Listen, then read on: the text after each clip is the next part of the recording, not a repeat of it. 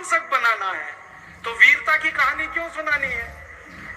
तो चुन चुन कर ऐसी कहानियां सुनाते हैं। और मैं आपको बहुत गंभीर बात कह रहा हूं कि ये सारे हमारे देश में जो पाखंडी लोग हैं ना, राम और कृष्ण की कथा कहने वाले, ये सरकारों के साथ मिले हुए हैं, क्योंकि सरकारों ने इनको एक कान में मंत्र फूंका है, तुम लोगों का ध्यान इस तरफ भटकाते रहो ताकि कोई महंगाई के खिलाफ लड़े, गरीबी के खिलाफ न लड़े, बेरोजगारी के खिलाफ न लड़े, अत्याचार के खिलाफ न लड़े, वो डूबा रहे राधे राधे राधे राधे राम राम राम राम बस इसी में।